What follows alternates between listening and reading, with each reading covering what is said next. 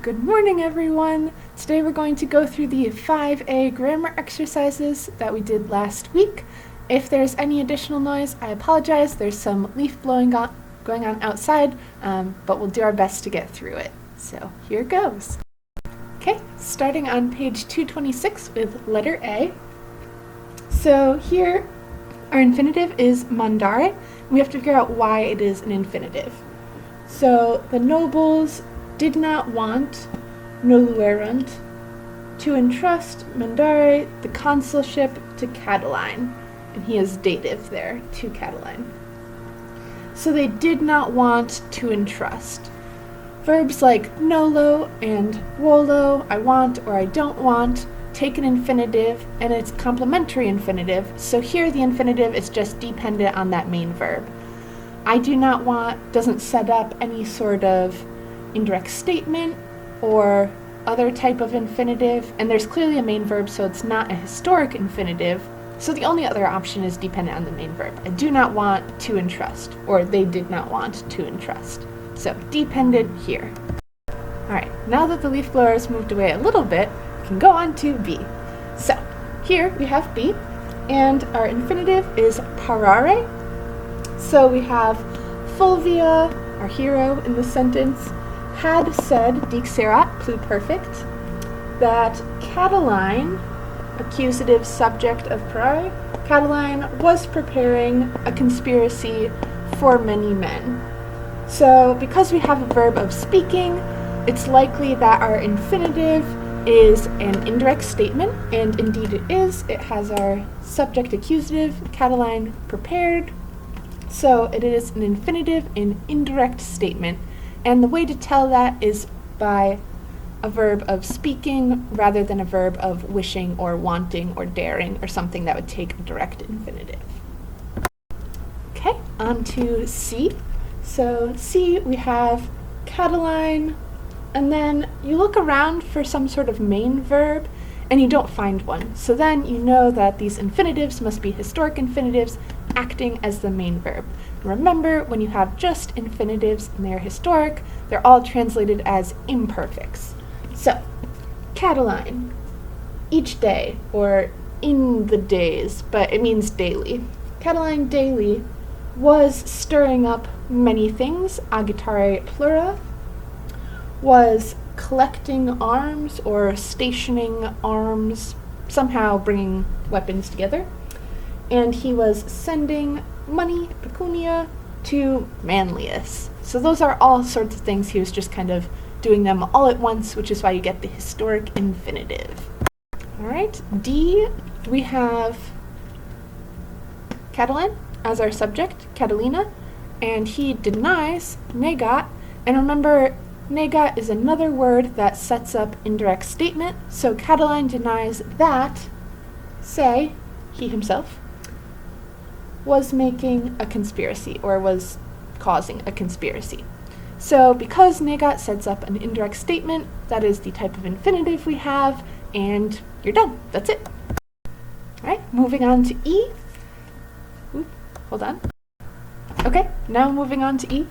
We have Sempronia as our subject, so Sempronia, and then you don't have a main verb again here, so you know it has to be a historic infinitive. So then you are left translating each of your infinitives as an imperfect. So Sempronia was making verses, that is, of poetry, and she was using, uti, remember, comes from utor. This is an infinitive, even though it looks super weird. So she was using chaste language or discrete language, something along those lines. So both of these are imperfect. Sempronia was making and she was using historic. Okay, so moving on to F, we have Cicero as our subject here. So Cicero vetuit, forbid, or forbade, possibly, past tense, I don't know. Anyway, he forbade that Cornelius and Margiuntius enter into his house. So remember, ides is accusative, even though it has that long S because it's an I stem. So here you have kind of two options. Both seem valid to me. So forbid in English mostly takes an infinitive. You forbid someone to do something. And you could either say it's dependent because it takes an infinitive, forbid someone to do something, or you could say it sets up a sort of indirect statement.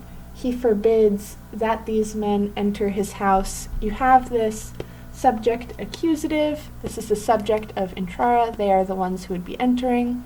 So if you said indirect statement, that's fine. If you said it's dependent on the main verb, also fine. The only thing it can't be is historical infinitive because there's clearly a main verb here with wetuit.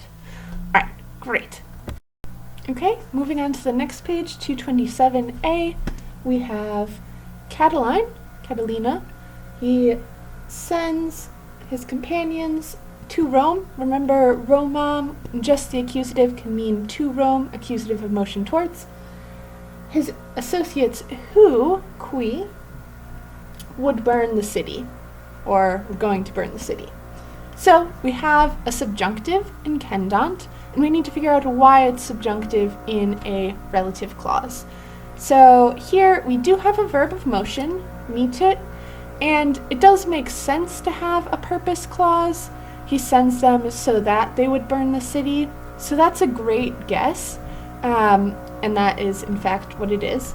But we could also think about maybe it's characteristic. He sends his companions who are of the sort that they might burn the city, but that doesn't really make sense. It's not an indirect statement, so the relative clause is not subjunctive because of that. So probably purpose is our best guess here. So qui plus a subjunctive with a verb of motion, probably a purpose clause. Okay, so our next sentence is B. We have Sempromia, who was seeking viros men, semper, always. So who is always seeking men, was erat, a Roman matron. So we have an indicative in our relative clause. Petabat is just imperfect indicative, you know, because it has that bombas bat.